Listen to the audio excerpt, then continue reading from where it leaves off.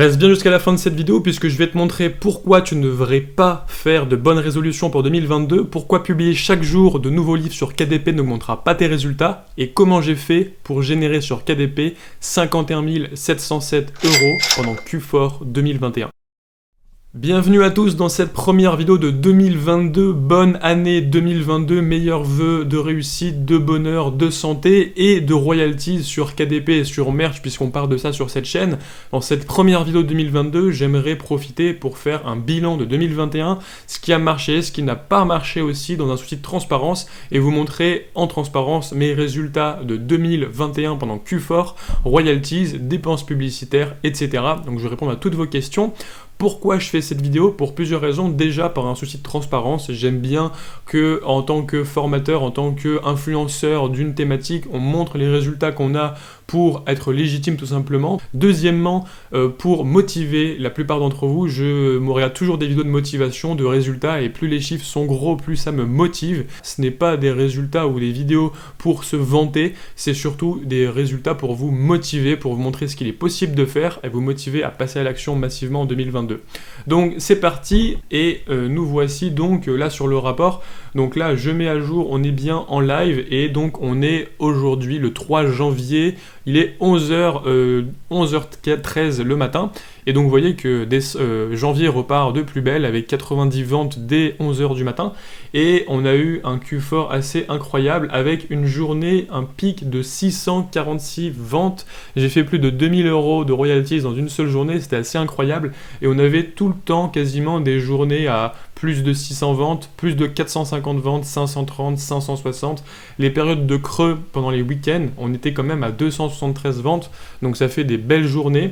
Et ça a été pareil, on va dire, à partir de novembre. Donc là, si je me mets depuis le 2 octobre jusqu'au 31, on ne peut pas remonter à plus de 90 jours, donc je ne peux pas montrer tout début octobre, mais on voit vraiment l'effet Q4 avec les résultats qui augmentent, et à partir de mi-novembre, on commençait à passer les 200 ventes quotidiennes, puis les 300 ventes, ça monte par palier, chaque lundi c'est un nouveau palier, et jusqu'à la semaine, les livres ne soient plus livrés à temps pour Noël, c'est-à-dire c'est tombé à peu près le 20 décembre, donc le 20 décembre c'était le début de la fin de Q4, avec quand même des ventes intéressante, mais voilà, en gros Q4 ça prend vraiment début, on va dire mi-novembre et jusqu'à mi-décembre et donc ça dure un gros mois.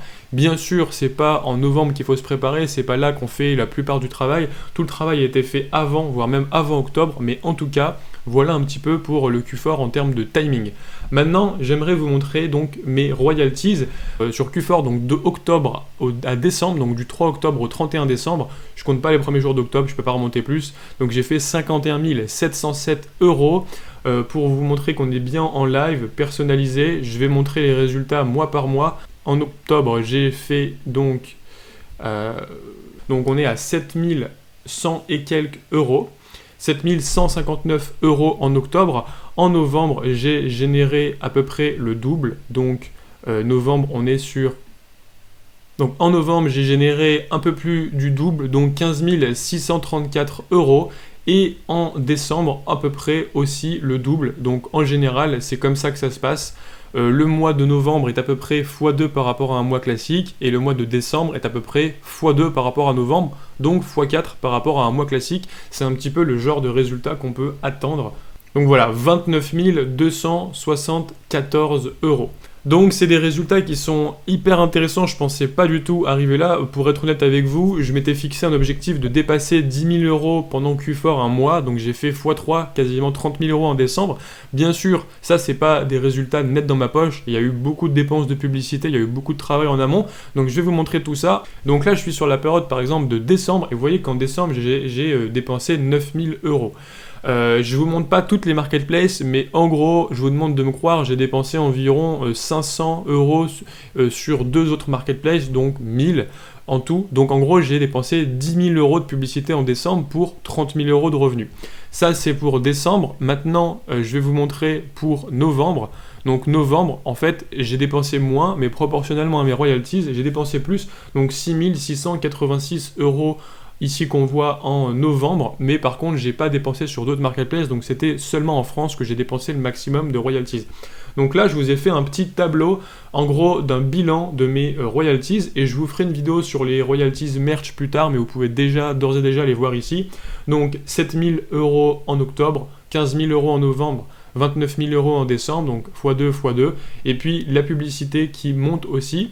Et donc ici on a le résultat net, donc 5 000 € net en octobre, 8 872 € net en novembre et 19 167 € en décembre. Et là sur Merch on a les résultats, vous pouvez les regarder. Et donc j'aime bien calculer le ROI, c'est-à-dire le retour sur investissement de la publicité, en fait, parce que pour moi, il y a une dépense, certes, il y a un bénéfice, certes, mais le but c'est aussi d'optimiser au fil du temps sa publicité, et donc d'avoir un ROI, c'est-à-dire le montant global des royalties qu'on a divisé par les dépenses globales de pub, ça donne un multiplicateur, et le but c'est que ce multiplicateur soit le plus gros possible pour qu'on ait le plus gros retour sur investissement, tout simplement. Donc là, j'étais à 3,49 sur octobre, donc pour 1 € dépensé, je génère 3,49 € de royalties. Je suis descendu à un niveau de dépenses qui était beaucoup trop important en novembre, mais en fait pour moi c'est quand même une réussite parce que j'ai dépensé beaucoup en novembre, donc seulement 2,5 de ROI, pour 6 700 € en novembre, donc c'était assez important par rapport à 15 000, mais je pense que c'est ce qui m'a permis de bien ranker, et ensuite en décembre j'ai pu largement diminuer certaines enchères, couper certaines pubs, j'ai bien calibré, donc j'ai fait un bon ménage en début décembre sur tout ce qui n'allait pas, et ça a pu être fait parce que du coup en novembre j'avais beaucoup dépensé, donc j'avais beaucoup de data, et j'ai obtenu un nouveau ROI qui est de 3,13, donc on n'est pas au niveau d'octobre, mais on est quand même bien meilleur que novembre, et donc finalement en décembre il y avait quand même un bénéfice de près de 20 000 € de royalties, donc c'est assez incroyable. Et sachant que bien sûr je suis en société, donc je peux amortir les dépenses publicitaires, je peux récupérer la TVA sur la pub, donc pour moi le calcul va être un peu différent que si vous êtes en auto-entreprise et que c'est des dépenses qui sont sur vous, que vous ne pouvez pas amortir dans votre chiffre d'affaires. Donc voilà mes résultats en détail pour décembre, octobre et novembre, donc Q4 2021, mais maintenant j'aimerais un petit peu les mettre en perspective avec mes résultats long terme de 2019 et de 2020, et vous montrer surtout un truc très important qui est le focus et le fait qu'on peut pas être de partout en même temps, puisque comme vous le savez peut-être, j'ai mon business de KDP, que donc je vous montre sur cette chaîne YouTube, j'ai aussi Merch by Amazon, j'ai aussi les formations, et donc les vidéos YouTube, l'alimentation de la liste email, donc écrire des mails, faire des formations, créer du contenu, et donc ça prend beaucoup de temps et je dois en permanence allouer et faire une allocation de mon temps entre les différentes activités. Donc j'aimerais vous montrer un petit peu comment tout ça a évolué entre 2019, 2020 et 2021 pour vous montrer surtout que le focus est le plus important et que là où on met son focus c'est en général là où on a les meilleurs résultats. Et donc je vous parlais aussi de mes échecs puisqu'il y en a. Donc mes résultats, en gros, en 2019, voici mes résultats. Donc KDP, j'avais fait 17 774 € en tout. Donc ça, c'est des résultats, vous pouvez les retrouver. J'ai commencé KDP en avril 2019, j'étais encore étudiant, et cette première année, j'ai fait 17 774 €. En formation, donc je ne vais pas donner tous les résultats en transparence de vente de formation, mais disons que j'ai fait X euros, et on va regarder surtout le multiplicateur que j'ai fait. Et Merch, j'avais fait 1750 €, à l'époque, j'étais pas du tout sur Merch, j'avais juste publié quelques vieux t-shirts sur Amazon US, et donc j'avais un t-shirt qui avait ranké en particulier et qui avait généré des revenus. Il me semble que c'était un t-shirt au printemps sur la niche du jardinage et j'avais fait des revenus sur Amazon US, donc voilà, rien de spécial. En 2020, j'ai fait sur KDP 36 900 €, donc j'ai fait x2. Et sur les formations, donc j'ai fait un certain chiffre, mais je vous demande de me croire que c'est x10. Donc j'ai fait x10 en 2020 par rapport à 2019. Et sur Merch, j'ai commencé un peu à me mettre sur Merch et j'ai fait x3 principalement pendant Q4. Qu'est-ce qu'il faut comprendre? Surtout, c'est que KDP, j'avais commencé en avril. Donc finalement, mes revenus 2019, c'était pas une année pleine. C'était une année qui était largement à moitié puisque j'ai commencé à générer des revenus en septembre. Donc quasiment tous les revenus ici de 2019 sont concentrés sur Q4 2019. Et les formations, c'est pareil, en fait, on a un multiplicateur x10, c'est impressionnant, mais j'ai commencé à vendre des formations en novembre ou en septembre, et au début, c'était tout petit, il y avait une toute petite communauté, donc j'ai fait x10, mais je suis pas passé de, 100 000 à 1 million d'euros, c'est pas quelque chose comme ça, c'est vraiment parce que c'était le début. Donc on va dire que j'ai bien bossé sur les formations, et KDP pour moi c'était un peu une déception parce que même si j'ai fait x2, eh bien en fait ici c'était concentré sur Q4 et j'ai fait un moins bon Q4 en 2020 qu'en 2019. Donc x2 parce qu'il y a eu tous les revenus de l'année 2020, mais c'était quand même un échec par rapport à mon Q4 et j'étais pas content du tout de mon Q4 2020. Et maintenant, en 2021, en fait, donc j'ai multiplié par 2 mes revenus KDP, donc en tout, je suis à peu près à 80 000 euros. Donc là, je vous ai montré mes résultats de Q4, mais il y a les résultats d'avant, donc environ 80 000 euros. Donc je suis assez content, je m'approche des 100 000 et je veux dépasser les 200 000 euros en 2022. Mais par contre, en termes de formation, j'ai divisé par 2 mes revenus, donc j'ai fait 2 fois moins de ventes de formation en 2021. Et sur Merch, j'ai fait x3 puisque, encore une fois, j'ai eu une année pleine. Donc vous verrez que j'ai eu un moins bon Q4 en 2022 sur Merch qu'en 2021. En 2021 qu'en 2020, mais comme il y a eu toute l'année, ça fait quand même x3. En fait, qu'est-ce qu'il faut retenir de ça? C'est que ces résultats, ça ne va pas sur une explication, en fait, c'est mon focus. En 2020, je me suis focus sur les formations. Pourquoi? Parce que c'était nouveau, j'avais commencé ça en fin 2019, et il y a eu en plus le confinement, donc on était tous enfermés à la maison, il y a eu la niche des carnets d'activité, j'ai sorti la formation Kids Révolution, et donc il y a eu un gros focus de ma part sur accompagner les clients sur les livres pour enfants, etc. J'ai passé quasiment tout mon temps là-dessus. Et en fait, en fin 2020, j'ai eu une grosse frustration de ne pas avoir fait un bon Q4 sur KDP et j'ai décidé de volontairement moins publier de vidéos, moins sortir de formation, moins passer de temps sur les emails, etc. et me focus sur KDP. Donc c'était volontaire, j'ai pris la décision de couper une partie de mes revenus de formation pour investir mon temps sur KDP. Et en fait, il faut voir ça comme une forme de sacrifice. On ne peut pas tout avoir dans la vie ni dans le business. En fait, on ne peut pas être en mode étoile de mer à faire un peu de KDP, un peu de formation, un peu de t-shirt, un peu de muscu, un peu de prendre soin de sa santé, un peu sa famille, un peu de lecture, un peu de méditation. On ne peut pas tout faire, c'est impossible. Ça, c'est un mensonge qu'on vous vend en développement personnel, les daily habits, les habitudes quotidiennes qui vont vous mener vers le succès par effet cumulé, etc. Ça, pour moi, c'est du bullshit. En fait, la seule chose qui compte, c'est le focus. Et je préfère largement, par exemple, le livre The One Thing que justement des livres comme avec des routines quotidiennes, etc. Et donc, j'ai décidé en 2021 de couper une partie de mes revenus, de sacrifier les revenus de formation pour me focus sur KDP parce que je pense que c'est le plus important. Parce que KDP, il y a un potentiel long terme énorme. Et deuxièmement, ce que je vous partage dans les formations, ça découle de ce que je vis moi-même dans mon business KDP. Et donc pour être légitime dans les formations et aussi augmenter mes revenus de vente de formation, il faut que je sois pertinent et performant sur KDP. Donc KDP, c'est mon one thing à moi, c'est vraiment la chose sur laquelle il faut que je travaille pour être performant et c'est pour ça que j'ai décidé de couper les formations en 2021 au profit de KDP et je pense que sur le long terme, ça sera un choix super pertinent après coup. Donc voilà ce que ça donne en prenant du recul, d'analyser des résultats. C'est pas juste de monter ces résultats, c'est aussi de se focaliser. Vous pouvez pas tout le temps augmenter vos résultats dans tous les domaines. En fait, ça marche plutôt par palier. On se focus sur une chose, on fait monter les résultats drastiquement. Ensuite, on stabilise ce palier. Ça demande donc beaucoup moins de temps de stabiliser que de scaler. Et on peut dégager du temps pour travailler sur d'autres choses. Donc, est-ce que vous aussi, vous avez fait vos plans pour cette année, pour 2022? Est-ce que vous avez fait le bilan de 2021, analysé ce qui n'a pas marché, ce qui a marché? C'est hyper important, il faut prendre le début de l'année pour faire ça. C'est une démarche un petit peu de prendre du recul qui va peut-être vous paraître pas forcément utile sur le court terme, mais qui va avoir une grosse différence sur le long terme. Donc maintenant, j'aimerais revenir au début de cette vidéo où je vous ai dit donc que de faire des habitudes quotidiennes était une mauvaise idée et que publier tous les jours de nouveaux livres était une mauvaise idée. Et donc, j'aimerais répondre un petit peu plus à cette question. Pourquoi, selon moi, les habitudes quotidiennes sont à proscrire ? Tout simplement pour plusieurs raisons. La première, c'est que les habitudes quotidiennes, ça va justement vous pousser à faire tout en même temps, un petit peu chaque jour de tout, et c'est exactement le contraire qu'il faut faire pour avoir des résultats. Donc il faut se focus et non pas se diversifier. La deuxième chose, c'est que en fait, on est submergé en ce moment par ce qu'on appelle le FOMO, Fear of Missing Out. Il y a peut-être un siècle, on avait peu d'informations et donc on pouvait peu évoluer dans nos vies parce qu'on n'avait pas assez d'informations à notre disposition. Aujourd'hui, on en a beaucoup trop.